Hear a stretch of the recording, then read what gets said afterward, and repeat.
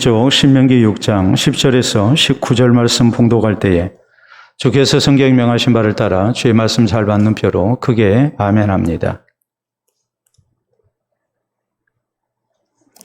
봉독합니다.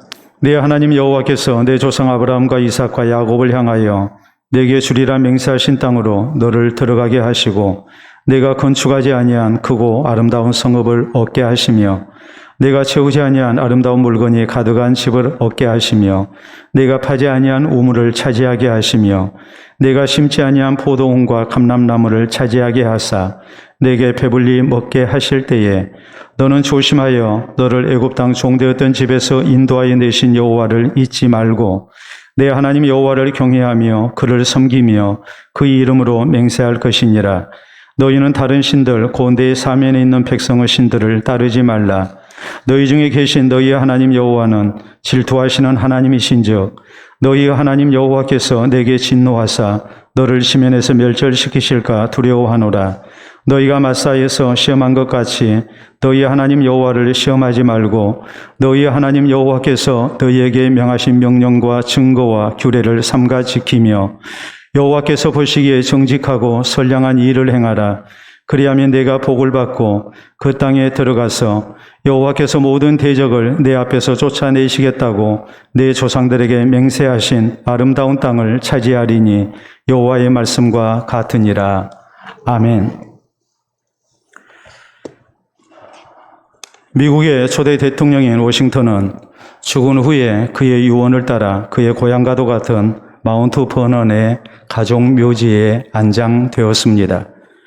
얼마 후 미국 국회의사당을 새로 건축합니다. 그리고 의사당 지하에 위대한 국가 지도자의 묘실을 따로 만들었습니다. 가장 첫 번째로 워싱턴의 유해를 이곳에 모시고자 했습니다. 그러나 워싱턴의 유언을 존중해야 한다는 주장에 따라 이 계획은 무산되고 말았습니다. 이후로 이 묘실은 비어있는 가운데 이런 안내 팻말이 오늘날까지 붙어 있습니다. 워싱턴을 안장하려 했던 자리. 그렇기 때문에 이후로 미국 대통령은 사망하면 자기 고향이나 살던 곳에 묻히는 것이 전통이 되어 있습니다. 초대 대통령인 워싱턴이 그 자리에 묻히지 아니했기 때문에 그 이후로 그 어떤 대통령도 대통령들을 위한 묘실을 따로 준비해놨지만 거기 들어가지 않고 있는 것입니다. 우리에게 고향의 소중함을 다시 한번 깨닫게 하는 일화입니다. 분명히 고향은 우리 마음의 안식처입니다. 우리는 고향이라는 말만 들어도 마음이 편안하고 넉넉해집니다. 고향을 생각만 해도 그리워집니다. 명절에는 더더욱 그렇습니다.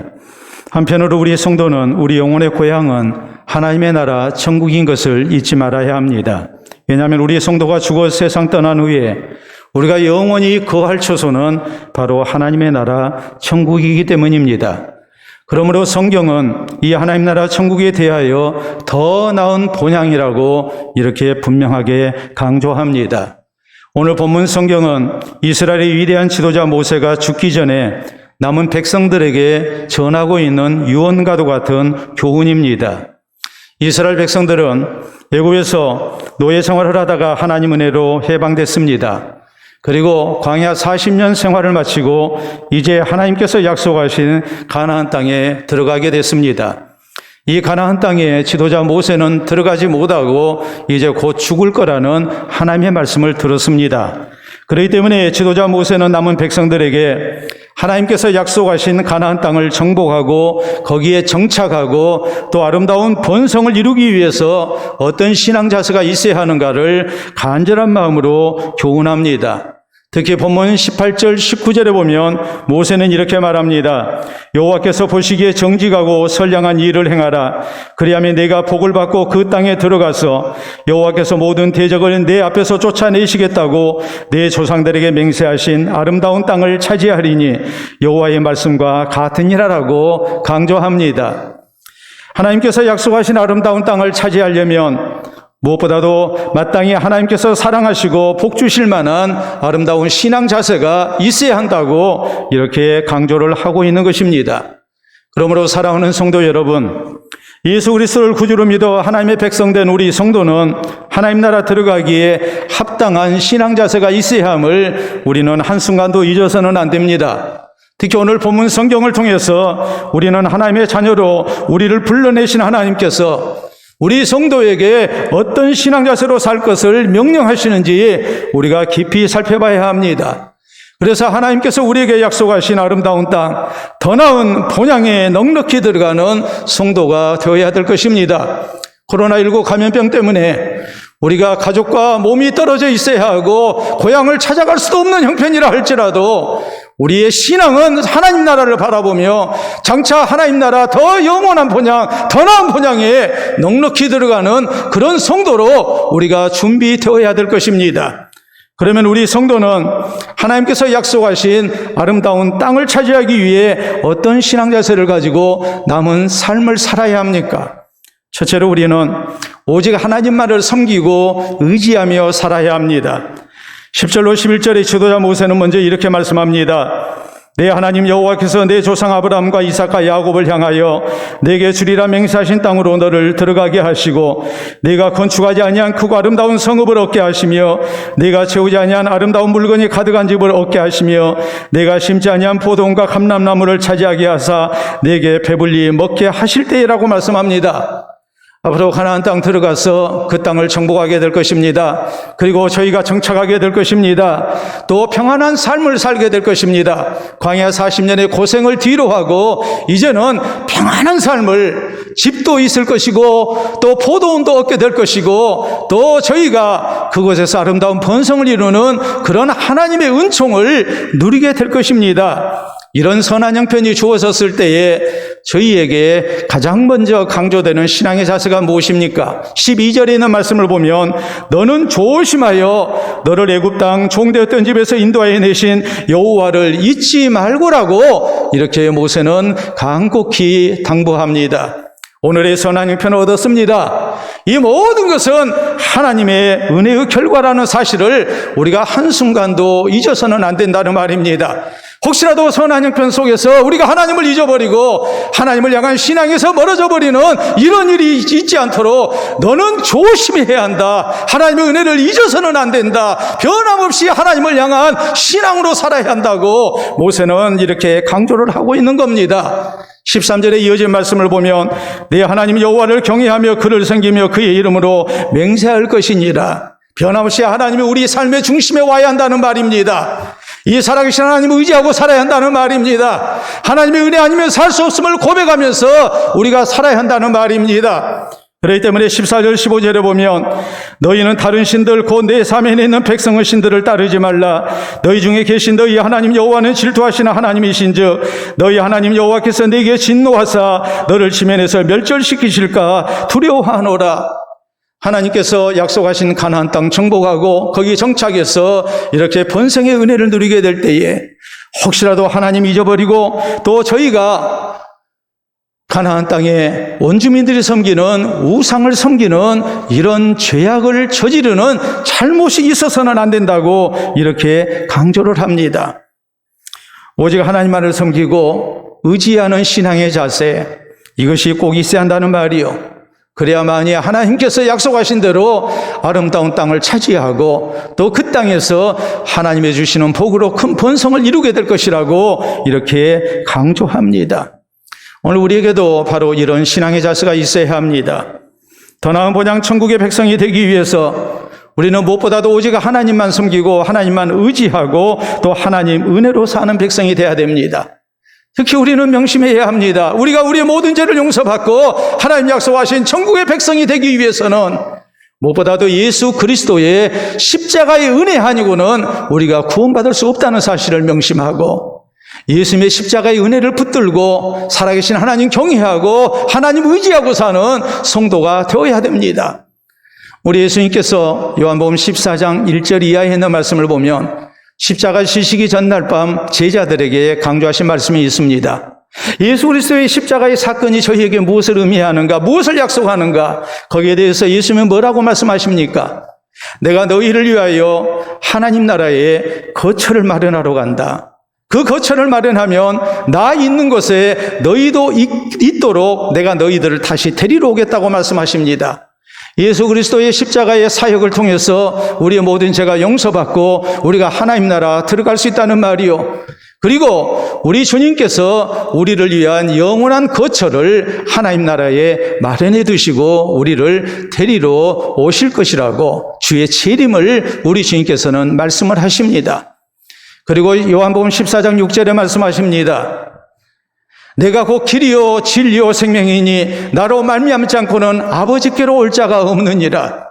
오직 예수 그리스도를 통해서 하나님이 약속하신 아름다운 땅, 영원한 더 나은 본향에 우리가 들어갈 수 있음을 주님께서는 분명히 힘주어서 강조하셨습니다.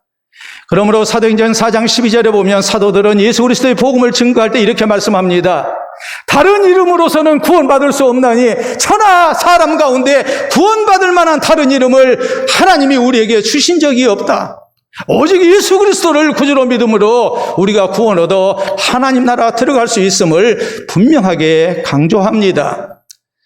특별히 위대한 전도자였던 사도 바울은 그 자신이 예수님을 구주로 믿고 또 사도로 부르심을 얻어 아름다운 헌신 속에 살아왔던 자신의 삶에 대해서 이렇게 말씀합니다. 고린도전서 15장 10절에 있는 말씀을 보면 내가 나 된 것은 다 하나님의 은혜로 된 것이다. 하나님의 은혜 아니면 내가 예수님 구주로 믿을 수 없다는 말입니다. 하나님의 은혜가 아니라면 내가 오늘까지 신앙생활을 할 수 없다는 말입니다. 하나님의 은혜 아니면 내가 하나님 앞에 아름다운 삶을 살 수도 없을 뿐만이 아니라 천국의 백성 될 수 없음을 바울은 분명하게 천명합니다. 그렇기 때문에 우리 성도에게 바로 이런 신앙의 자세가 있어야 합니다. 오직 예수님을 구주로 믿고 우리가 구원 얻어 하나님 나라 갈 수 있는 것, 이것은 하나님 은혜밖에 없다는 사실을 알고 우리는 진실된 모습으로 예수님을 구주로 믿고 하나님 섬기며 하나님 은혜 의지하며 사는 성도가 되어야 한다는 말입니다. 1800년대에 스웨덴 출신의 유명한 소프라노가 있었습니다. 바로 제니 린드입니다. 이 유명한 성악가는 아름다운 목소리로 또 뛰어난 음악적 재능을 가지고 많은 사람에게 감동이 되는 노래를 불렀습니다. 그래서 사람들은 이 제니 린드를 뭐라고 불렀냐면 스웨덴의 꾀꼬리, 또 유럽의 꾀꼬리라고 불렀습니다.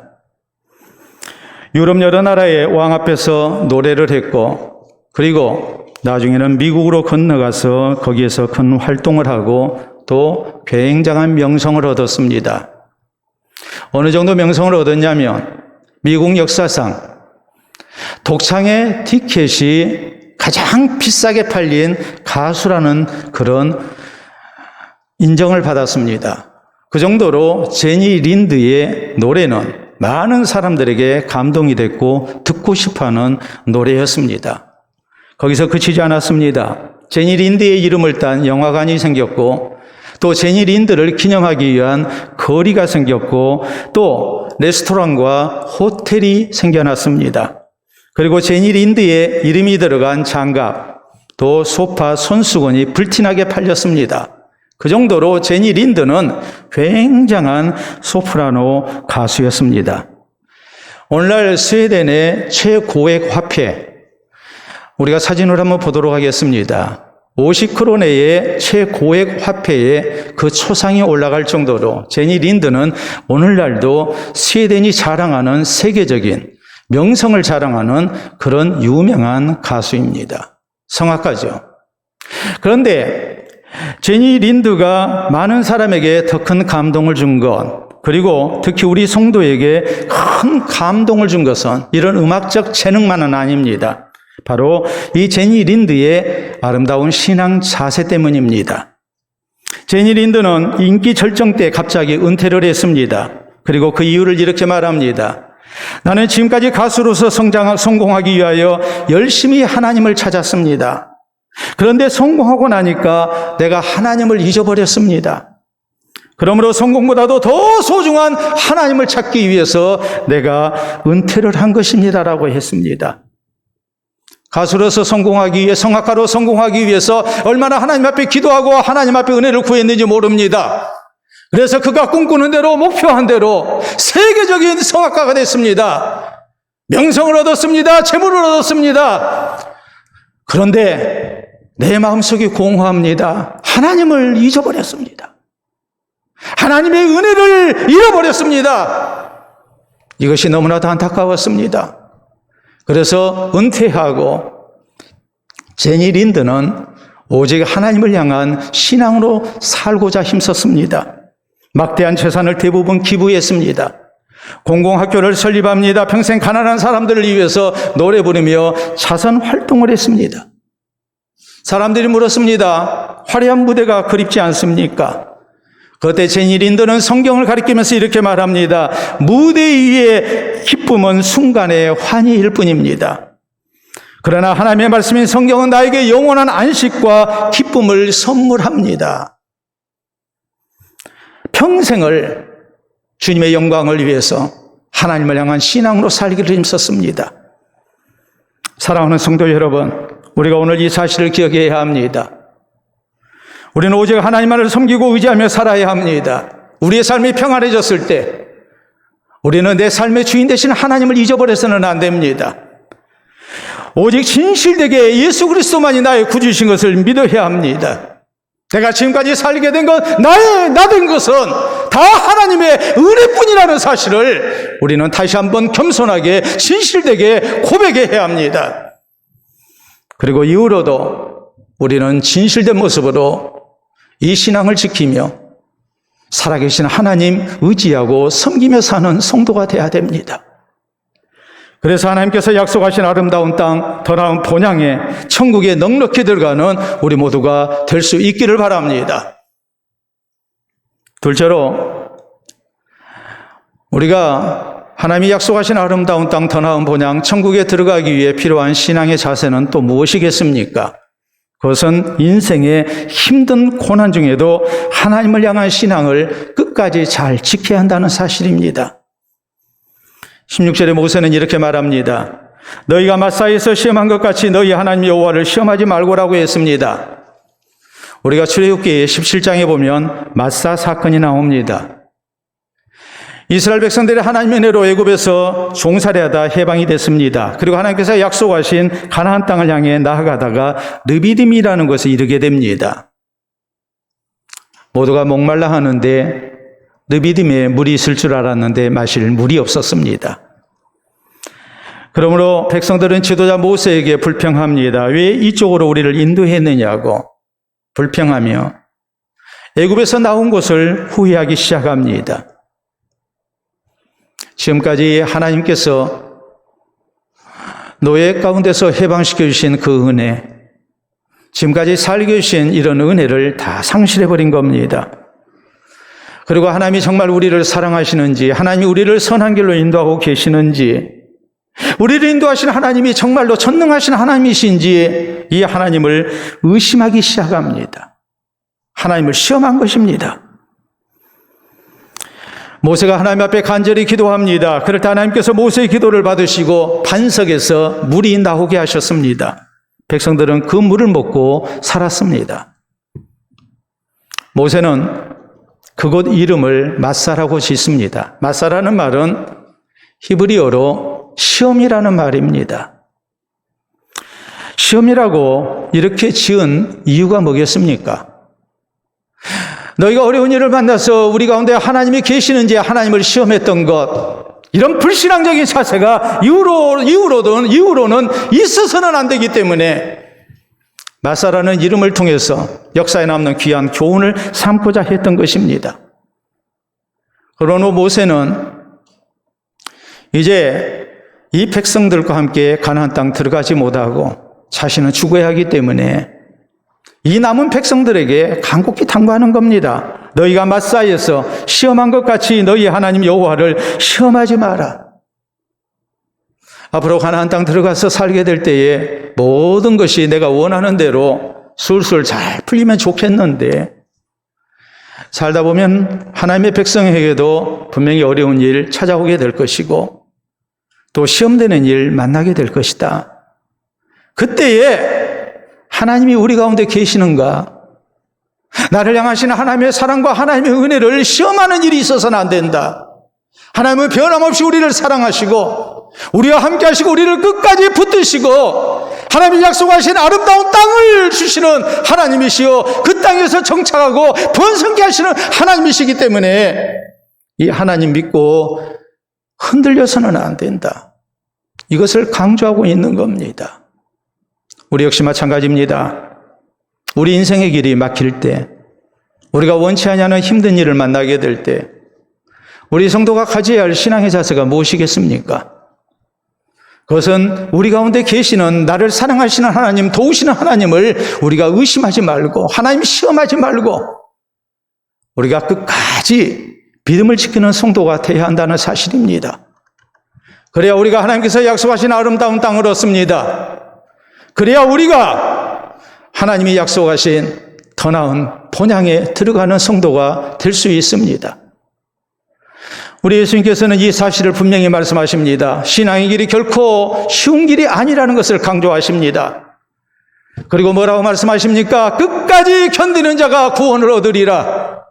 너희 인내로 너희 영혼을 얻으리라.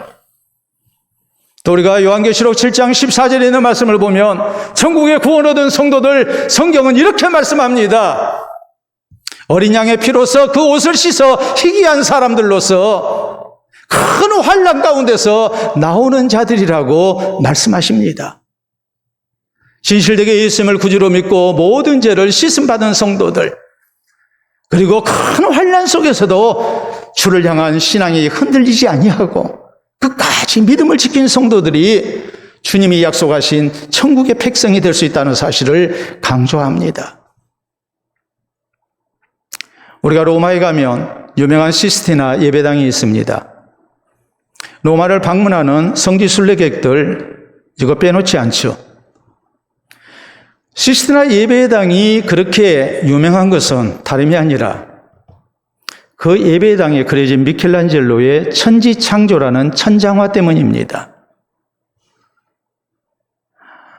이 천장화는 미켈란젤로가 1508년부터 1512년까지 4년 동안 심혈을 기울여서 그렸습니다. 미켈란젤로의 걸작 중에 걸작으로 손꼽힙니다. 시스티나 예배당은 가로가 14m, 그리고 세로가 41m입니다. 그리고 천장까지 높이가 21m입니다. 우리 교회 예배당보다 약간 큰, 그러나 천장은 우리보다도 2배 정도 되는, 우리 교회도 상당히 높은 천장인데 2배 정도 되는 그런 규모입니다. 미켈란젤로는 천지창조라는 그림을 통해서 성경에 등장하고 있는 많은 인물들, 그리고 우리가 절대로 잊어서는 안 되는 중요한 사건들을 그림으로 남겼습니다. 성경에 나오는 아주 중요한 인물 343명의 그림이 거기 그려져 있습니다. 우리가 한번 사진으로 보도록 하겠습니다. 여러분 보시게 되면 바로 저것이 시스티나 예배당의 유명한 천장화 천지창조입니다. 그런데 여러분 사진을 보시게 되면 맨 정면, 그러니까 강대상 뒤편이죠. 거기에 있는 그림에 주목해야 합니다. 그 그림은 이렇게 생겼습니다. 여러분 보시게 되면 저게 확대된 그림입니다. 저 그림의 제목은 뭐냐면 최후의 심판입니다. 미켈란젤로가 성경의 중요한 교훈들을 담고 있는 천장화, 이 천지창조를 이렇게 그리면서 왜 최후의 심판이라는 이 그림을 정면에다가 그렸겠습니까? 그건 다른 게 아닙니다. 우리의 신앙생활, 우리가 잘하기 위해서는, 또 끝까지 이 신앙을 지키기 위해서는 우리가 하나님의 최후의 심판을 기억해야 한다는 말입니다. 내가 진실되게 예수님을 구주로 믿었는지, 또 내가 정말 진실된 모습으로 하나님만을 섬기고 의지하며 그분의 말씀대로 살았는지, 마지막까지 우리의 신앙을 지켰는지, 그 모든 것에 대한 하나님의 최후의 심판이 있을 거라는 사실을 우리가 잊어서는 안 된다는 말입니다. 그리고 진실되게 예수님을 구주로 믿어야 합니다. 살아계신 하나님만을 의지하고 하나님만을 섬기는 백성으로 우리가 살아야 합니다. 이 세상을 살면서 우리가 아무리 힘들고 어려운 일을 만난다 할지라도 우리가 세상 것을 잃을지언정 살아계신 하나님을 향한 신앙을 잃어서는 안 됩니다. 마지막까지 우리가 믿음을 지키는 성도가 되어야 한다는 것을 미켈란젤로는 강조하고 있는 것입니다. 그러므로 사랑하는 성도 여러분, 우리 성도는 평안할 때도 나의 나된 것은 다 하나님 은혜인 것을 알고 그 신앙이 변해서는 안 됩니다. 오직 하나님만 우리가 의지하고 하나님만을 섬기고 하나님 앞에 영광을 돌리며 살아야 합니다. 그뿐만이 아닙니다. 신앙생활하면서 우리가 인생의 힘든 고난을 만날 때에도 우리는 좋으신 하나님을 신뢰하고 하나님을 향한 신앙을 지켜야 합니다. 이 하나님이 나와 함께 하십니다. 나를 도와주십니다. 감당케 하십니다. 피할 길을 주십니다. 합력해서 선한 역사를 이루실 것입니다.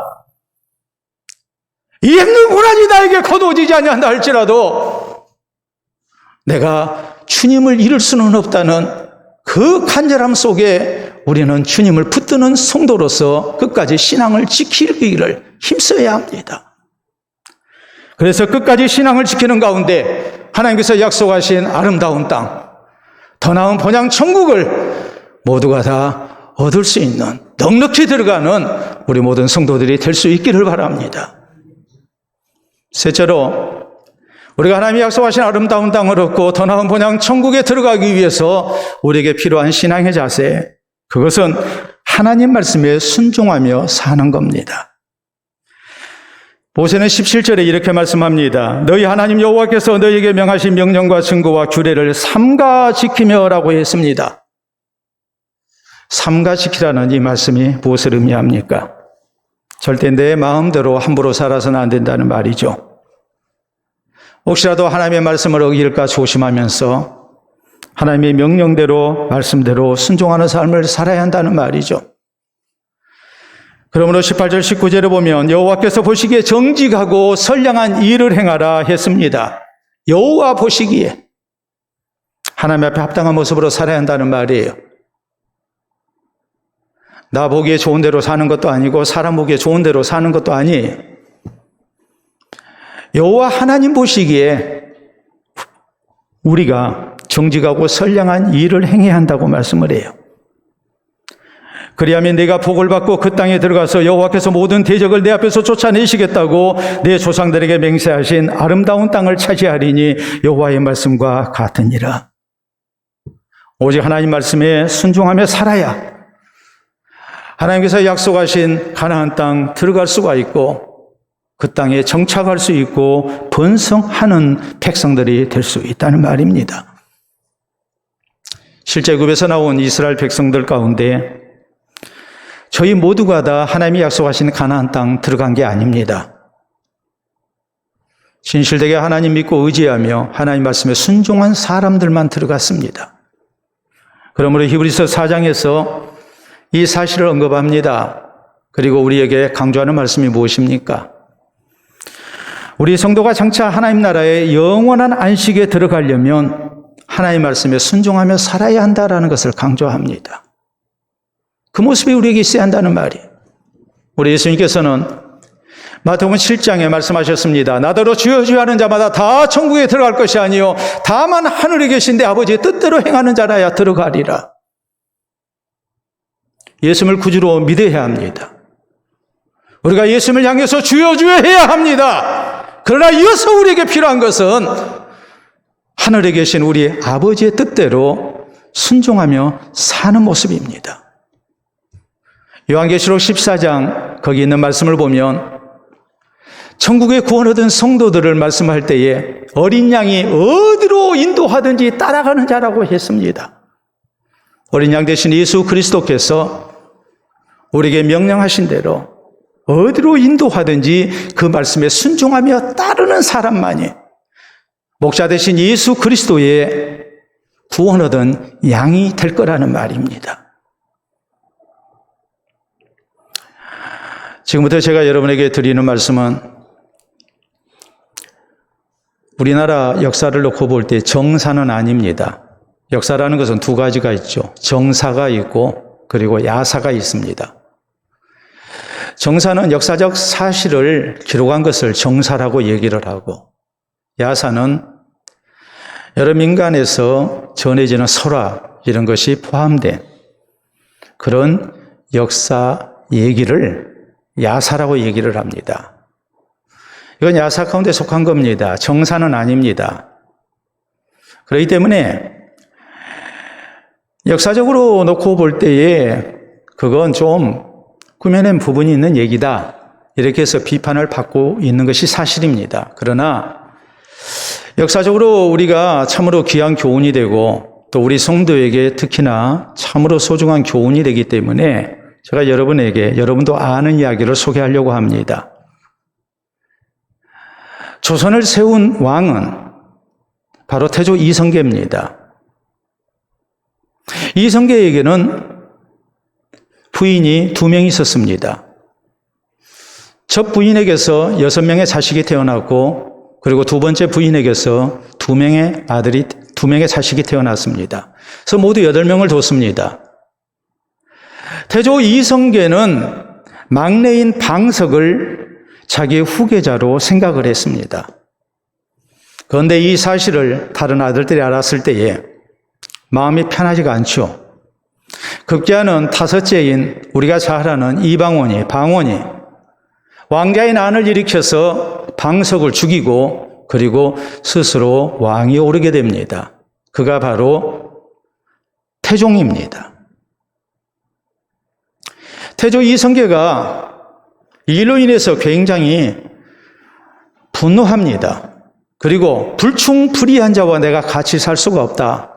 그리고서 이성계는 젊은 날을 보냈던 함흥으로 가버리고 말았습니다. 태종이 아버지의 마음을 돌리기 위해서 차사를 보냅니다. 차사는 차이가 나는 그런 사신이라는 말입니다. 특별한 임무를 띠고 이렇게 파견되는 사신을 차사라고 얘기합니다. 함흥으로 차사를 보냈는데 차사가 오는 족족 이성계가 다 죽여버렸습니다. 그래서 나온 사자성어가 있습니다. 여러분도 아시죠? 바로 함흥차사라는 말입니다. 보낸 사람이 돌아오지 않게 될 때에 우리는 함흥차사라고 얘기합니다. 그럼에도 불구하고 태종은 아버지의 마음을 돌이키기 위해서 최선을 다합니다. 그래서 결국 태조 이성계는 절친한 사이였던 무학대사의 끈질긴 설득에 의해서 이제 한양으로 돌아오게 됩니다.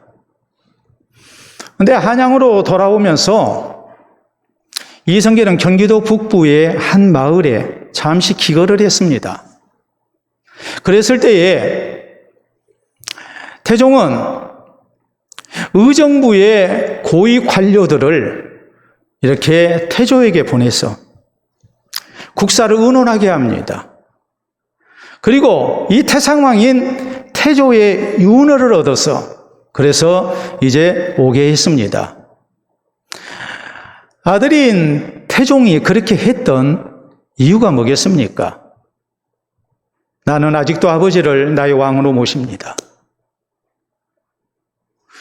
이 나라의 왕은 내가 아니라 바로 태상왕이신 당신입니다.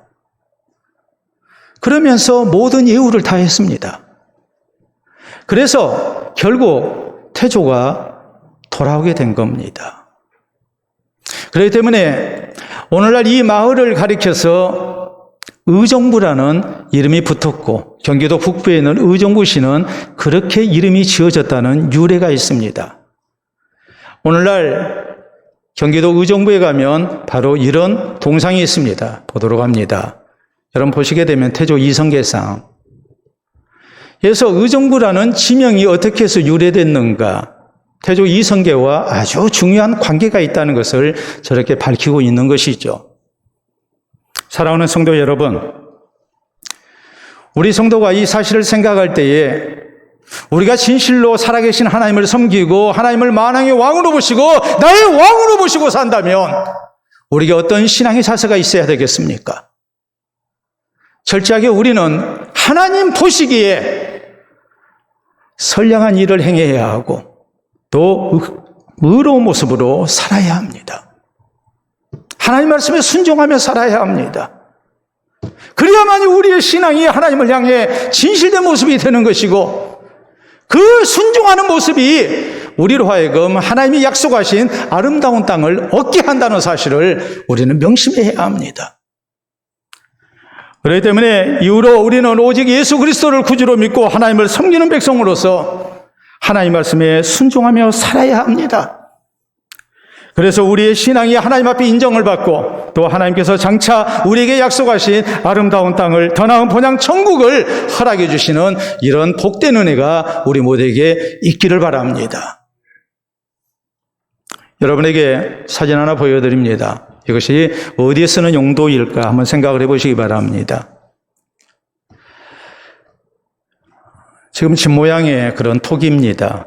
저것은 통일 신라시대의 유물입니다. 경주에서 발굴된 톡이죠. 저것은 유골 단지입니다. 사람이 죽으면 화장을 해서 그 유골을 저 집 모양 유골 단지에 넣어서 땅에 묻었습니다. 그런데 저 모습이 기와집입니다. 왜 기와집 모양의 유골 단지를 이렇게 토기로 만들었을까요? 신라인들은 죽고 난 다음에도 기와집에서 살고 싶은 마음을 저렇게 표현했습니다. 죽고 난 다음 내 영혼의 영원한 안식처가 아름다운 것이 되기를 기원하고 있었던 것입니다. 사랑하는 성도 여러분, 우리 성도는 명절을 맞이할 때 우리 육신의 고향만이 아니라 우리 영혼의 영원한 본향을 기억해야 합니다. 또 하나님께서 우리 성도에게 약속하신 아름다운 땅을, 더 나은 본향 천국을 우리는 더욱 사모하는 성도가 되어야 됩니다. 우리 모두 이 땅 사는 날 동안 어떤 모습으로 신앙생활을 해야 할까요? 오직 하나님만을 섬기고 살아야 합니다. 오직 예수 그리스도만이 죄인된 나의 구주심을 믿고 우리는 살아계시는 하나님의 말씀을 따라서 순종하며 살아야 합니다. 이 모습으로 우리가 인생의 힘든 일을 만날 때에도 변치 아니하고 끝까지 신앙을 지키는 성도가 되어야 됩니다. 평안할 때에도 우리의 신앙이 지켜지고, 우리가 고난을 만난다 할지라도 주를 향한 아름다운 신앙이 끝까지 지켜지는 가운데, 우리가 장차 세상 떠날 때 하나님께서 우리를 위하여 예비되어 주신 아름다운 땅, 더 나은 본향 천국에 넉넉히 들어가는 우리 모든 성도 되시기를 우리 주님의 이름으로 축원합니다. 우리 함께 기도합니다.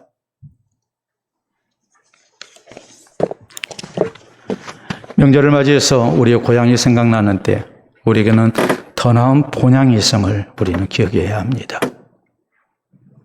주신 말씀 생각하면서 우리의 사랑하는 가족들과 더불어 주를 향한 진실된 신앙생활 가운데 끝까지 믿음 잘 지키고 하나님 나라 천국에 들어가는 영광 있게 해달라고, 이 모습으로 살게노라고 우리 함께 다짐하는 기도 진실되게 드리도록 합니다.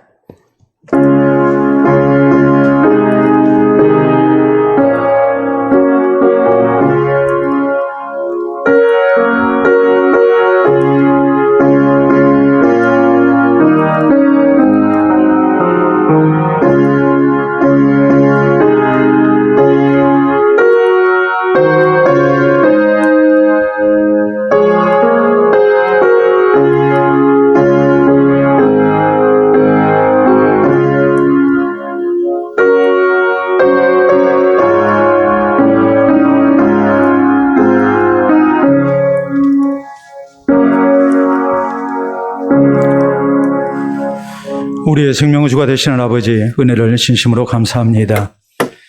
오늘까지 하나님께서 우리와 동행하시고 우리의 발걸음을 인도하셔서 날마다 주의 은총 가운데 살게 하신 것을 진심으로 감사합니다. 명절을 앞두고 또한 우리에게 육신의 고향뿐만이 아니라 우리의 영원한 본향, 더 나은 본향 천국이 있음을 기억하며 우리의 영혼이 하나님 나라 가기를 또한 소망하며 그 나라를 사모할 수 있도록 도우신 것도 참으로 감사합니다. 주 앞에 부르심을 얻고 구원 얻은 성도로서 우리가 그 나라의 합당한 백성으로 남은 삶을 살아가기를 원합니다. 주의 성령님 함께하여 주시어서 이후로 진실되게 예수님을 구주로 믿으며 오직 하나님만 믿고 섬기는 우리가 되게 해 주시옵소서. 주만이 우리 삶의 근본임을 고백하며 우리가 평안할 때 주를 떠나지 않도록 도와주시옵소서. 힘들고 어려운 중에도 주를 향한 신앙이 변치 아니하게 하시사 항상 하나님 보시기에 합당한 모습으로 살게 하시고 주님의 말씀에 순종하며 사는 우리들 되게 하여 주시옵소서. 그래서 이 땅 사는 날 동안도 사람들에게 진실된 신앙인으로 인정받게 하시고 하나님 나라의 합당한 백성으로 인정받을 수 있도록 도와주시오며 또한 하나님 보시기에 하나님 나라에 넉넉히 들어가는 복된 백성으로 인정받는 우리 모두가 되기를 원합니다. 특별히 이 명절을 맞이하여 우리 가운데 허락하신 여러 가족들 하나님께서 긍휼히 여겨주시고 우리의 간절한 기도의 제목들을 받아주셔서 저희도 함께 예수님을 구주로 믿고 구원 얻는 백성들 되게 하시고 함께 하나님 나라 영원한 영광 가운데 드는 아름다운 은혜를 누릴 수 있도록 자비와 긍휼을 더하여 주시옵기를 원합니다. 먼저 믿은 우리를 통하여 하나님의 놀라운 구원의 역사가 우리의 가정에서 일어나게 하시고 우리 모두가 더욱더 영원한 본향 천국을 바라보며 이 땅 가운데서 살아가게 하시고 장차 하나님 나라 들어가기에 조금도 부족함이 없는 모든 성도들 가족들 되게 하여 주시옵소서. 감사하며 예수님 이름으로 기도하옵나이다. 아멘.